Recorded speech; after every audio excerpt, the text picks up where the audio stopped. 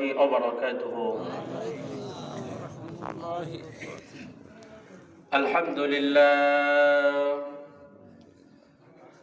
لله نحمده ونستعينه ونستغفره ونؤمن به ونتوكل عليه ونعوذ بالله من شرور أنفسنا ومن سيئات أعمالنا من يهده الله فلا مضل له ومن يضلله فلا هادي له ونشهد أن لا إله إلا الله وحده لا شريك له ونشهد أن سيدنا وسندنا وحبيبنا وطبيبنا وطبيب قلوبنا ومولانا محمدا عبده ورسوله الذي أرسله بالحق بشيرا ونذيرا وداعيا إلى الله بإذنه وسراجا منيرا فقد قال الله تعالى في كلامه المجيد وفرقانه الحميد সকলে জবান ছেড়ে আমার সাথে বলুন আউযু বিল্লাহি মিনাশ শাইতানির রাজিম বিসমিল্লাহির রাহমানির রহিম ইয়া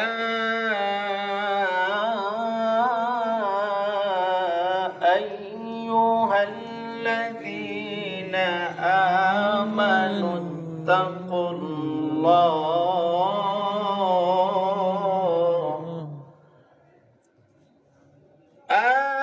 آمنوا اتقوا الله حق تقاته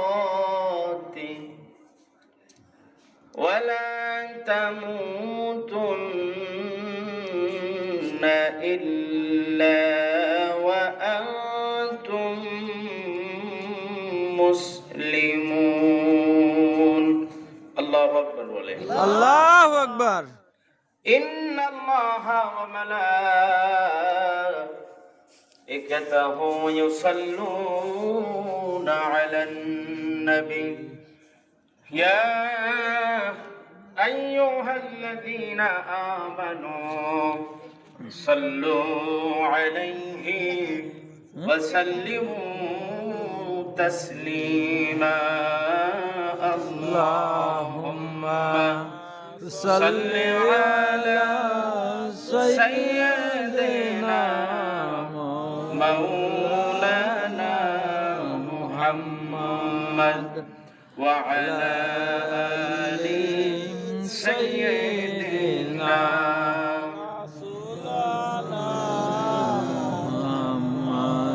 মনটা যদি হইতো পুবল হাওয়া হইতো যদি শুভ্র কবুতর মেঘের ডানায় পাঠিয়ে দিতাম মদিনারি পথে যেথায় আমার প্রিয় নবী ঘুমাই নিরন্তর যেথায় আমার প্রিয় নবী ঘুমাই নিরন্তর আল্লাহুম্মা সাল্লি আলা সাইয়্যিদিনা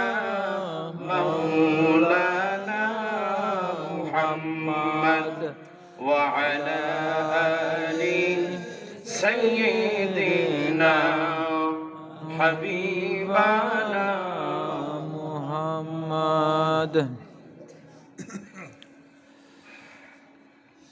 মরহুম বিনোদ প্রামাণিক, মরহুম এসের প্রামাণিক, মরহুম নবির উদ্দিন, মরহুম তাজের উদ্দিন প্রামাণিক সহ বংশীয় সকল মৃত ব্যক্তিদের রুহের মাগফিরাত কামনার উদ্দেশ্যে আজকের এই ইসলামী জালসা ও দোয়ার মাহফিল, আল্লাহ পাক আজকের এই দোয়ার মাহফিলের সম্মানিত সভাপতি করে যাকে কবুল করেছেন মোহাম্মদ আজিজুল হক প্রামাণিক, আজকের মাহফিলের যিনি পরিচালনা করেছেন মোহাম্মদ আব্দুল কাদের প্রামাণিক, আমার পূর্বে আলোচনা করেছেন হযরত মাওলানা মোহাম্মদ রজব আলী সাবিরি সাহেব এবং আরেকজন আলোচনা করেছেন মুফতি কারিবুল ইসলাম সহ আরো যেনারা মাগরিবের পর থেকে কোরআন হাদিসের আলোকে আপনাদেরকে আলোচনা করে শোনাইছেন। আমি সবাইকে অন্তরের অন্তঃস্থল থেকে এবং যারা এই মুহূর্তে বসে আছেন আমার সামনে, আপনাদের মাঝে এমনও কিছু ব্যক্তি আছেন যাদের পায়ের জুতা সোজা করে দেওয়ার মতন যোগ্যতা আমার নেই। আমি একটু পরিবেশ মেনটেন করতে গিয়ে উপরে, আপনারা একটু নিচে, কিন্তু যোগ্যতায় সম্মানে আপনারা আমার থেকে অনেক বড়। আমি সবাইকেই এবং যে সকল মা বোনেরা পর্দার অন্তরালে বসে কোরআন হাদিসের আলোকে আলোচনাগুলো শুনছেন, এই মুহূর্তে আমি সকলকেই অন্তরের অন্তঃস্থল থেকে শুভেচ্ছা জ্ঞাপন করছি। এবং আমি আপনাদের কাছে বর্তমানে জানতে চাচ্ছি আপনারা সকলেই কেমন আছেন? আলহামদুলিল্লাহ। সকলে আলহামদুলিল্লাহ বলেন নাই। এতগুলা মানুষ মিলে আলহামদুলিল্লাহর সাউন্ড আমাদের বগুড়ায় যদি দেখছি, এক মৌমাছির চাক এক জায়গায় কিন্তু আজীবন থাকে না, থাকে এক জায়গা থেকে চাক ভাঙ্গে যখন আরেক জায়গায় নিয়ে যায়, একটা মৌমাছির গুনগুনের যে সাউন্ড আপনাদের ৮ ঘড়িয়ার ১০০ মানুষও বগুড়ার এক মৌমাছির সাথে পারবেন না। সেই হিসেবে কিন্তু আপনারা মৌমাছির থেকেও দুর্বল। এইভাবে দুর্বল হলে আমিও বুঝিচ্ছেন চাদর গায়ের দামে ওয়াজ করে বেড়াচ্ছি, আমিও অতটা সবল না, দুর্বল। তবে আপনারা যদি একটু মন থেকে দোয়া করেন আল্লাহ পাক, তাহলে হয়তোবা আমার এই গোলামের মুখ থেকে কিছু কথা বাহির করবেন ইনশাআল্লাহ। তো যাই হোক, আপনারা সকলে কেমন আছেন আর একবার বলেন। আলহামদুলিল্লাহ। আপনারা এই মাহফিলে আসতে পেরে বসতে পেরে খুশি না বেজার? যদি থাকেন খুশি, মুখে নিয়ে হাসি, উঁচু করে কাল্লা চিৎকার দিয়ে বলেন সুবহানাল্লাহ। আমি আপনাদের সামনে নতুন না পুরাতন বলেন তো? নতুন। নতুন। আরবিতে একটা প্রবাদ আছে, কুল্লু জাদিদিন লাযীযুন, প্রত্যেকটা নতুন জিনিস সুস্বাদু হয়। এটা কি বিশ্বাস করেন? জি।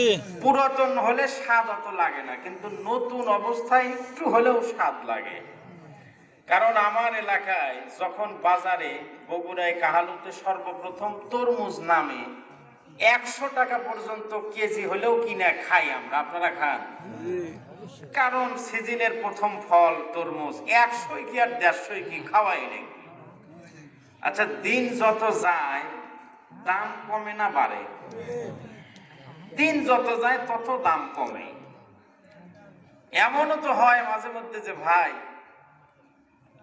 টাকা দেওয়া লাগবে না, এই হাটে নিয়ে যাও, সামনে হাটে ধান বেচে টাকা দিও, তরমুজ গুলো আমার ফুরাক আপাতত। এরকম আমরা কিন্তু কিনি, আপনারা কি কিনে? দিন যত যায় তত কিন্তু কি কমে। তবে একবার একটু ব্যতিক্রম হয়েছিল, গতবার যে পেঁয়াজের দাম ছিল, দিন যত গেছে খালি সেঞ্চুরি মারছে জানেন। হঠাৎ করে পেঁয়াজের সাথে আরেক ভাই ভাইরাল হলো, নাম হচ্ছে লবণ, জানেন? আমার সেদিন মাহফিল এই সাথিয়া থানার মধ্যে, সম্ভবত আমি মাদ্রাসার আল্লাহ পাক এক মাদ্রাসায় দায়িত্ব রেখেছেন।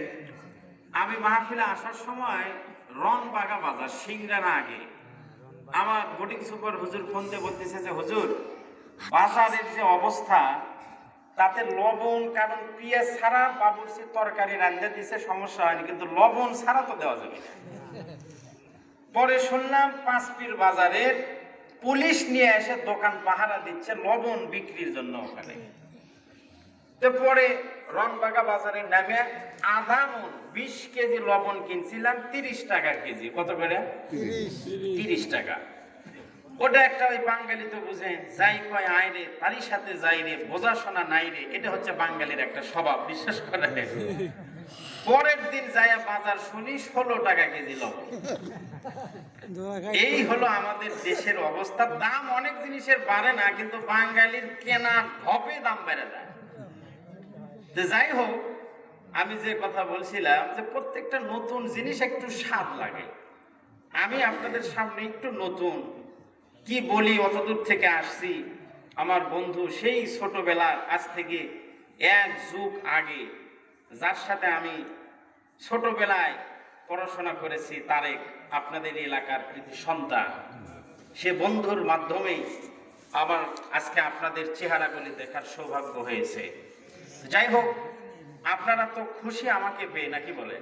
আলহামদুলিল্লাহ। আলহামদুলিল্লাহ। মাহফিলের শেষ পর্যন্ত আপনারা থাকবেন না যাবেন? থাকবো। থাকবেন ইনশাআল্লাহ। আল্লাহ। আমিও আশা রাখি আপনারা থাকবেন। তার আগে একটু মাজা মুজা গলা একটু সাইজ করে নেওয়া লাগবে ভাই। জমি লাগানোর আগে কান্দা কাটতে হয়, ওয়াশ করার আগে কিছু ওয়াশ করতে হয়। এজন্য একটু তাকবীর মারা লাগবে। এতগুলা লোক ঘরে শুয়ে আছে, মনে হয় 7 জন লোক বসে আছে। একটু তাকবীর মারা লাগবে, মারতে পারবেন? ইনশাআল্লাহ। লিল্লাহি তাকবীর। আল্লাহু আকবার। হয়নি। এজন্য একটা কাজ করেন, এবার এই যে খুঁটি বরাবর, এই খুঁটির থেকে ড্যান পাশে যারা আছেন আপনারা একটু দেখি কত জোরে মারবে পারে। এই পাশের গুলো স্লোগান দিবেন না, আপনারা একদম চুপ। এরপরে দেখি কারটা বেশি সাউন্ড হয়।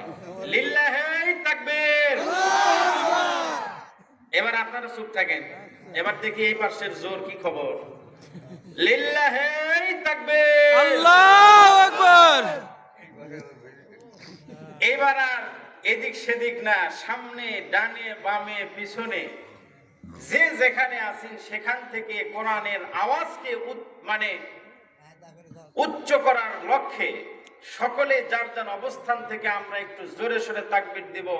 আমি লিল্লাহি তাকবীর বলবো, আপনারা আল্লাহু আকবার বলবেন। লিল্লাহি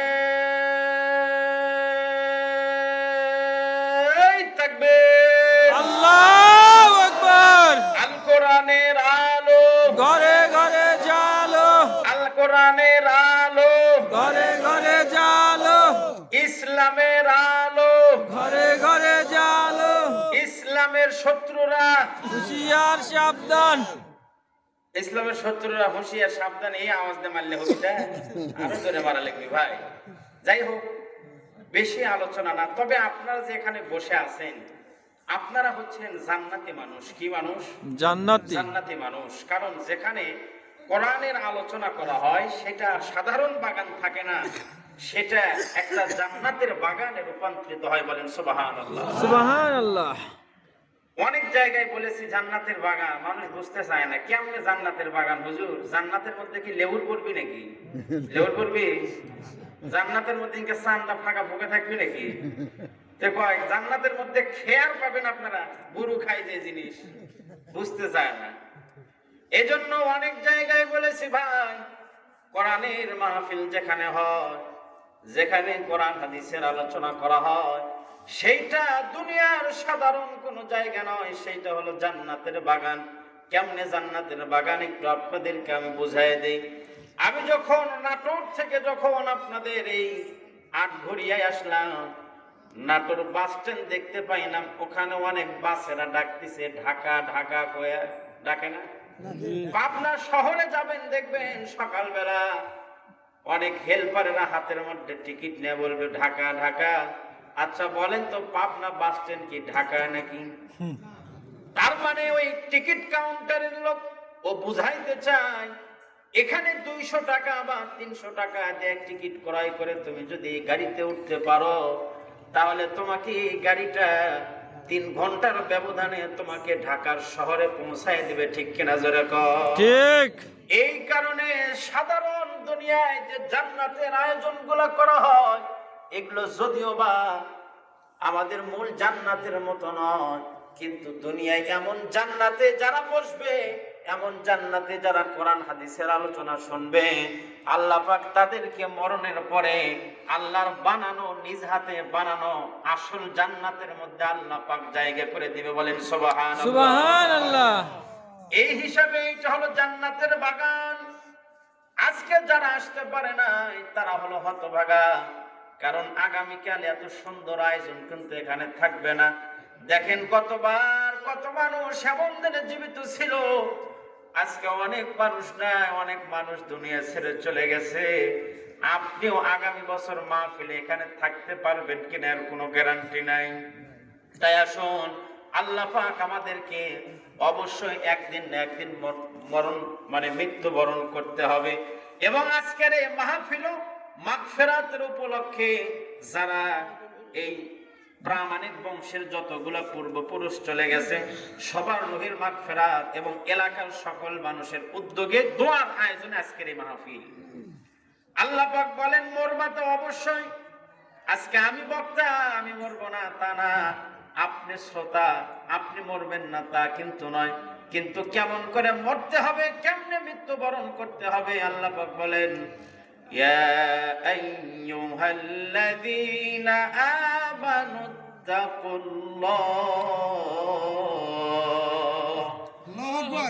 আল্লাহ পাক বললেন, হে ঈমানদারেরা, তোমরা আমি আল্লাহকে ভয় করো।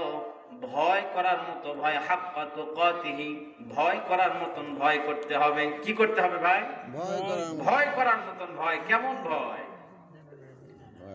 এখন তো ফজরের আজান যখন মুয়াজ্জিন দেয়, তখন তো 3 হাত মানুষ, ল্যাপের মধ্যে 1.5 হাত হয়, ঠিক কিনা যেরকম? আজানের আগে 3 হাত, আজান শুনে ল্যাপ মাথা মুড়ি দিয়ে যদি ওই সময় ল্যাপ টান দেন, মনে হবে যে ছাইয়ের ঠিপিত কুত্তা যেমনি শুয়ে থাকে ওইভাবে শুয়ে থাকে, ঠিক কিনা যেরকম? এই জন্য ভয় করার মতন করতে হবে একদিন। আমি তখন জামিল মাদ্রাসায় পড়ি, ওই সময় আমরা তো ফজরের আজান দেওয়ার মোটামুটি 1-8 ঘন্টা আগে উঠি। ওই সময় দেখেছিলাম একদিন ভূমিকম্প হয়েছিল, আশপাশের বিল্ডিং এর মানুষ আজান হয়, নামাজ হয়, জীবনও উঠে না, কিন্তু 1 ঘন্টা আগে ভূমিকম্প একটু ঝাঁকুনি মারছিল, ওই দিন মসজিদের বারান্দা সহ বুক হয়ে গেছিল। ওটা হচ্ছে ভয়, নাকি কর? লুঙ্গি খুলে দৌড় সেদিন, লুঙ্গি দেখার সময় আছে, জীবন বাঁচায় আগে। একজন 2 তলা থেকে লাফ মারছে, মাইরে ঠ্যাং ভাঙছে, ওর হয়তো